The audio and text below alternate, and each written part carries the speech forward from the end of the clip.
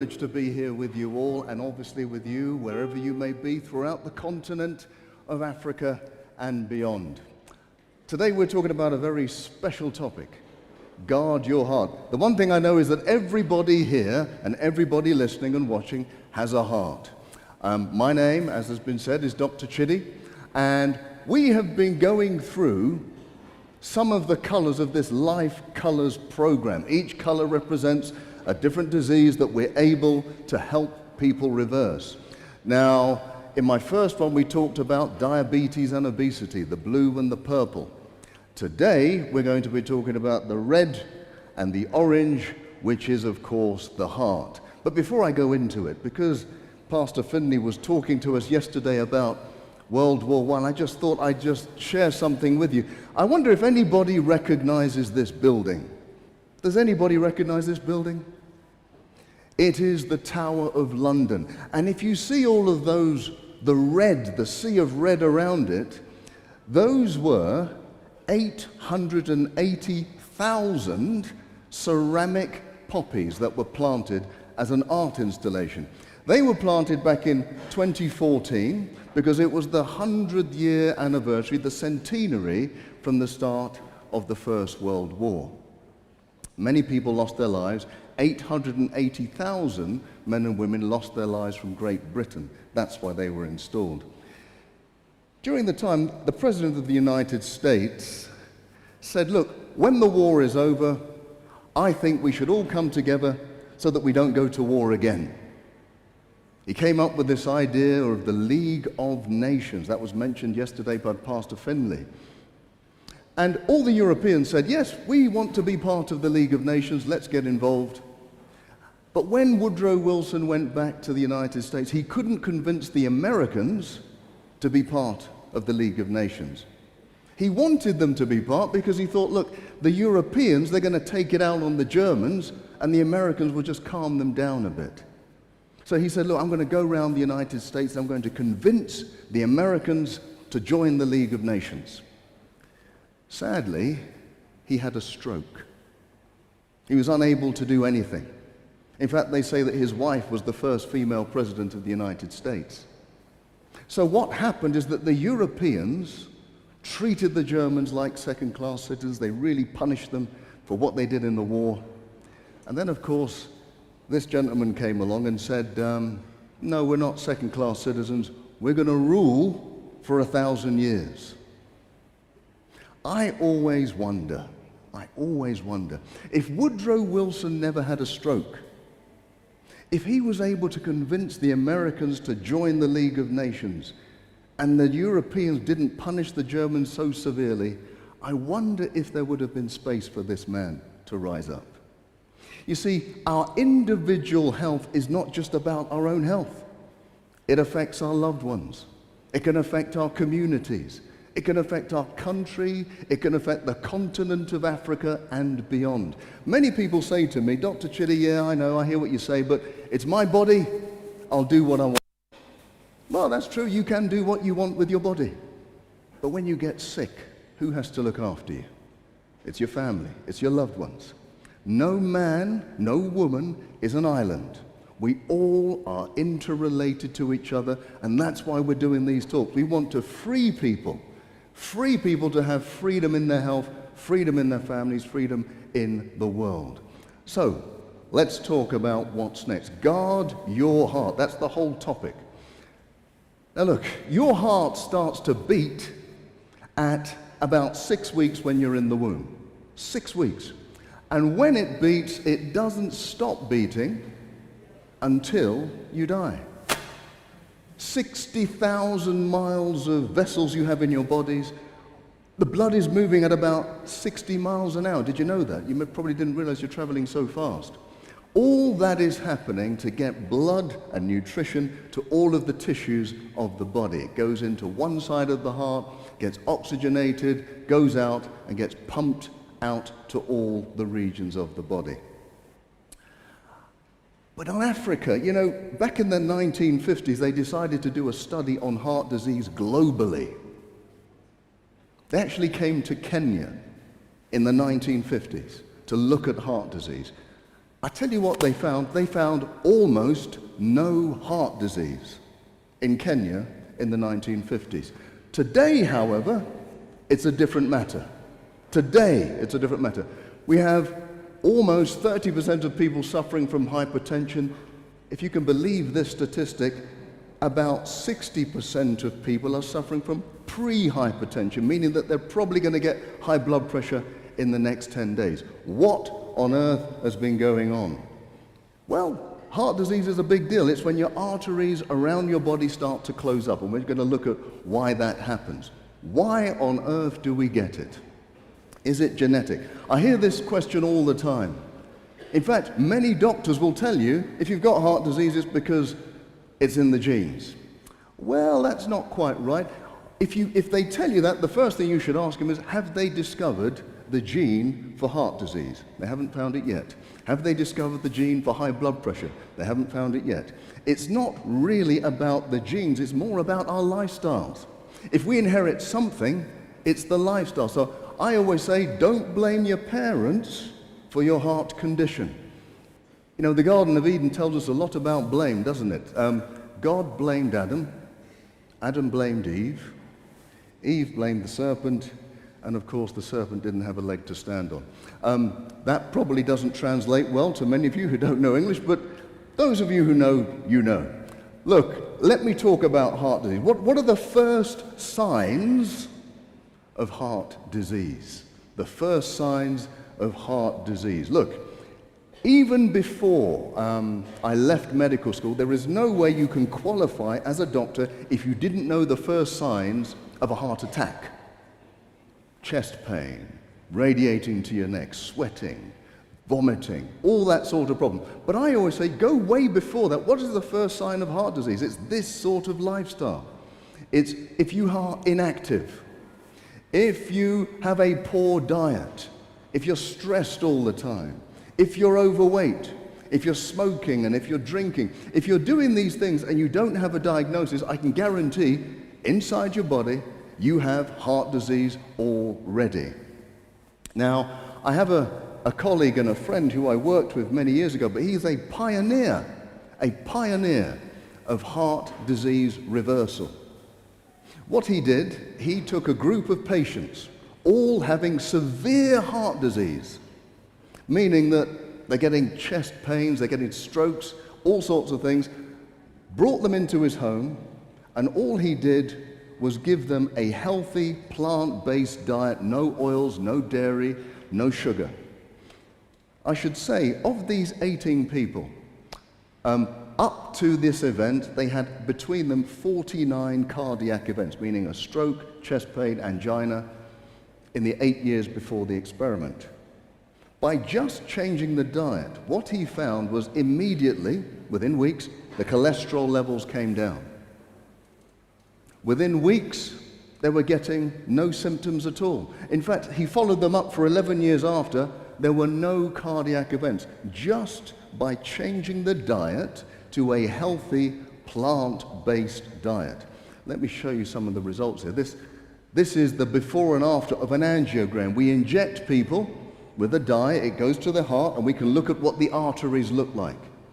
In the before, you can see that little kink in the artery. That's where the artery is closing down and it can't open up, and that's what's causing you the chest pain and can cause a heart attack. In the after, it looks completely normal. Let me tell you, I spent 6 months at Cambridge Hospital. It's called Papworth. It's one of the foremost hospitals for heart disease in the world. And I spent every day doing 3 bypass in the heart. 3. Now, if I came to my colleagues and I showed them the before and after and it looked like that, they would say, Chidi, well done. Great operation. Wonderful. But this was not an operation. This is the before and the after of people changing their diet. Now, let me ask you the question. What would you prefer? To have somebody like me open up your chest, stop your heart, take out some arteries, replace them, put you on physiotherapy for several months with pain and suffering and medication, or would you just rather change your diet? I think most people would just rather change their diet. It is a miracle. Even today, it's still not being taught in medical schools, but it's an absolute miracle that we can reverse heart disease just by diet. Just by diet. Look that up, because it's a wonderful study.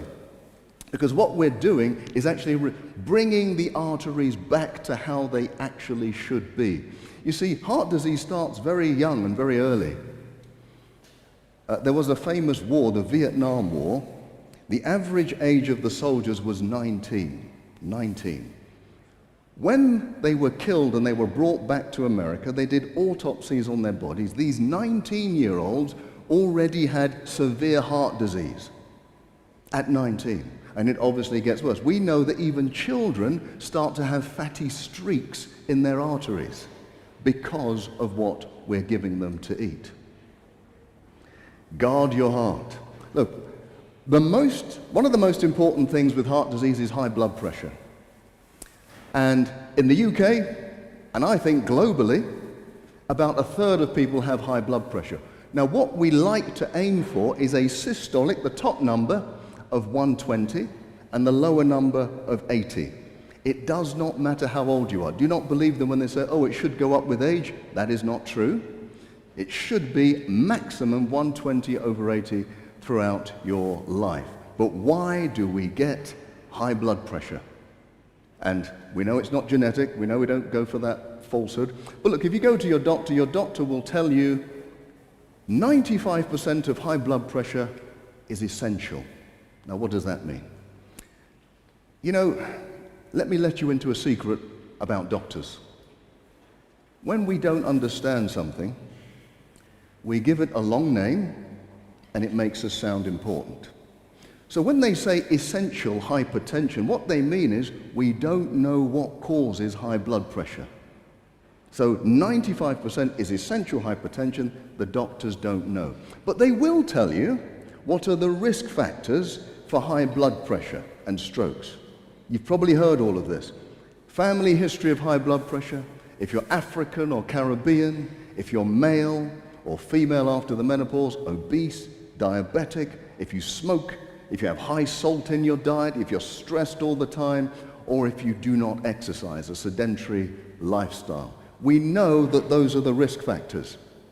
Well, look, it doesn't take a genius to understand that the risk factors are actually the causes. Those risk factors lead to heart disease and high blood pressure. And the thing is, if you have more than one, they multiply your risk.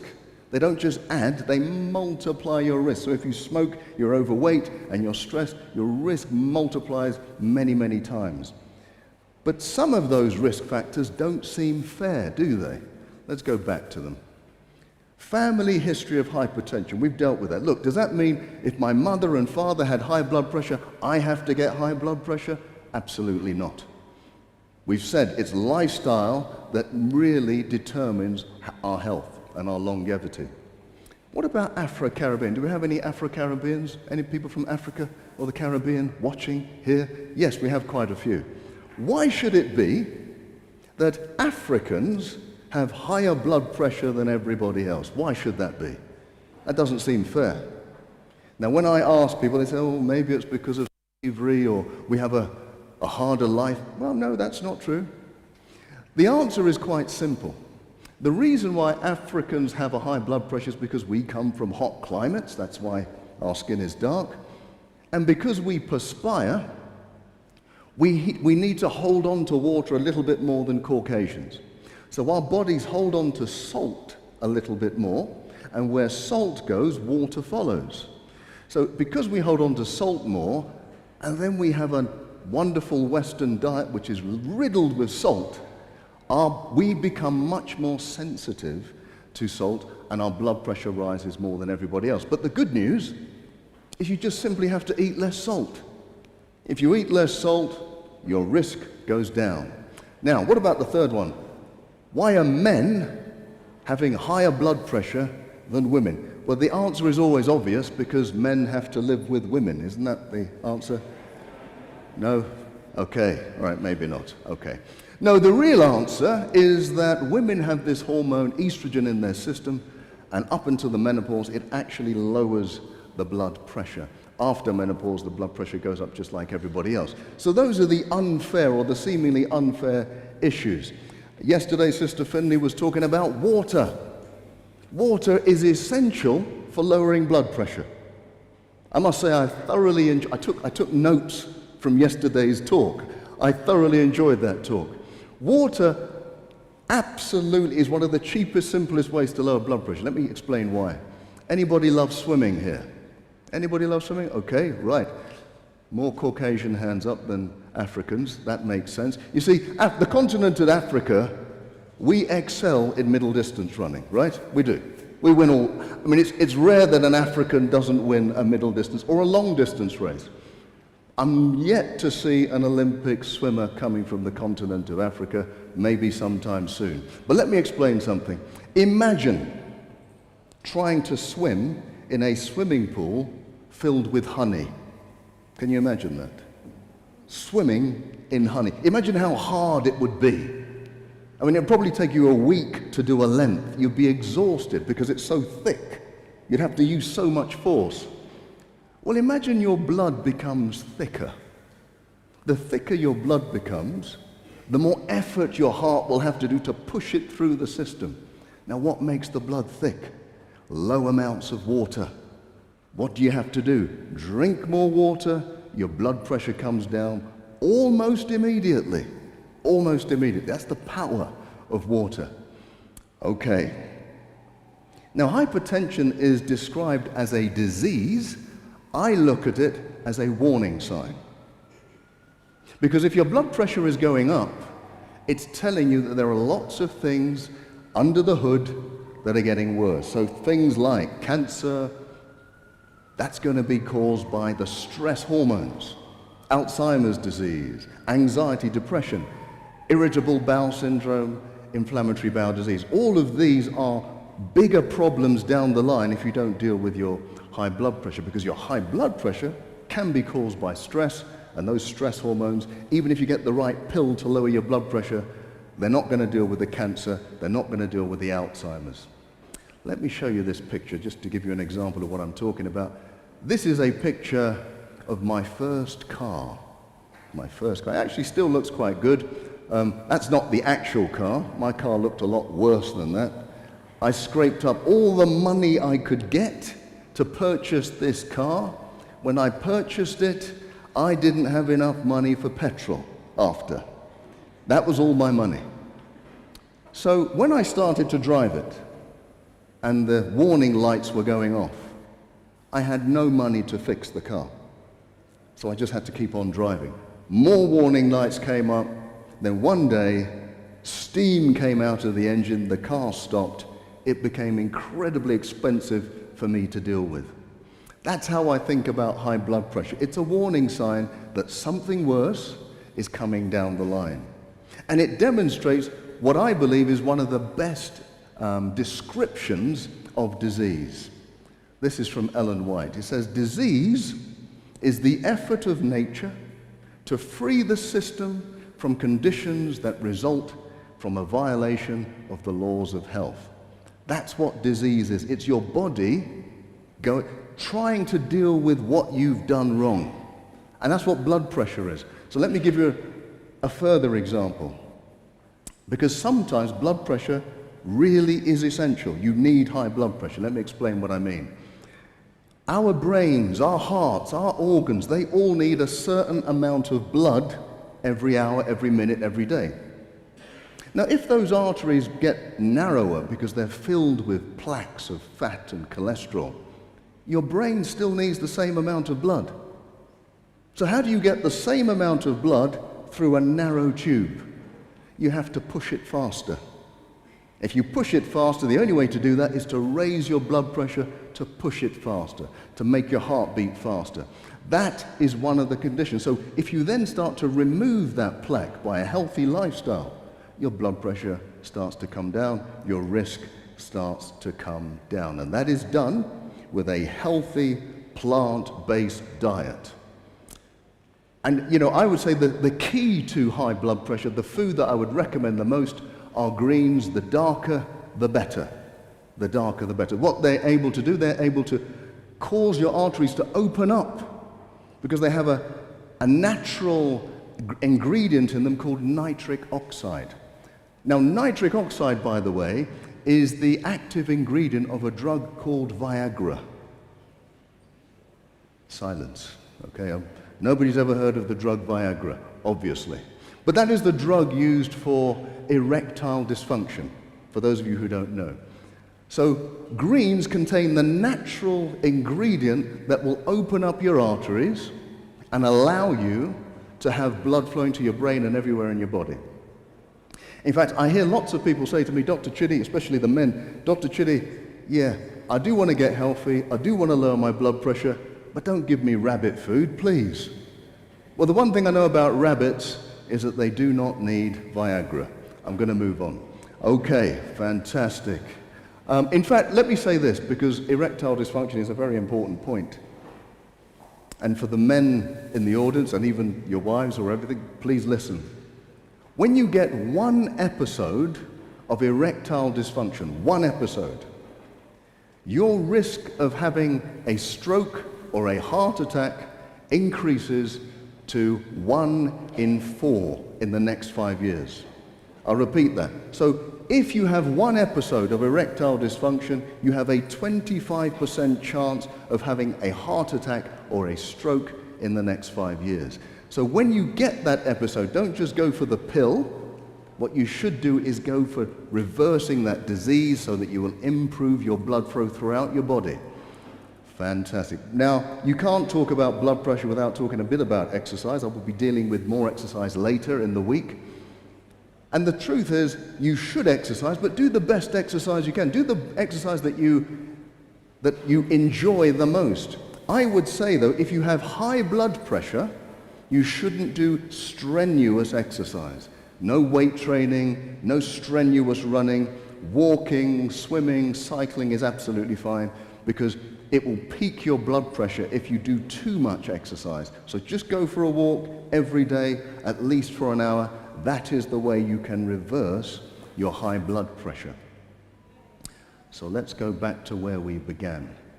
You know, this was a very wise man, Solomon, when he came up with the idea and he said, above all things, guard your heart with all diligence, for out of it springs the issues of life. Ladies and gentlemen, let me tell you, that is a profound statement. That's a profound statement. Because the thing that issues out of your heart is your blood. And it's telling us there that the thing that issues out of our heart is life. You know, we didn't know in the world until 1624 when William Harvey discovered the function of blood. That stuff that came out of the heart, he realized, gives life to the tissues. That's the first time we realized that. People have been dying in battle, bleeding for centuries, but we didn't know what blood did. He discovered it. But back there, Solomon told us the function of blood. But there's something more interesting about this statement. Guard your heart with all diligence, for out of it flows the issues of life. What it's really telling us is that the issues in our lives do not come from our neighbors. They don't come from my spouse. They don't come from my work. They come from my own heart. Oh yes, I may be surrounded by stresses. I may be surrounded by people who seek to do me harm. But the determination as to whether it affects my body, my mind, or my spirit is my own choice. It comes from my own heart. So if we really want to guard our hearts physically, absolutely, we can do that with the diet and the lifestyle. We will be talking about stress and depression later in the week or probably next week. But if we really want to guard our hearts, what we're really going to have to do is take time to forgive, to understand, to let go of issues that are causing us stress beyond belief. We're going to be talking more about that throughout the week. Look, I'm going to be doing, actually, consultations this week.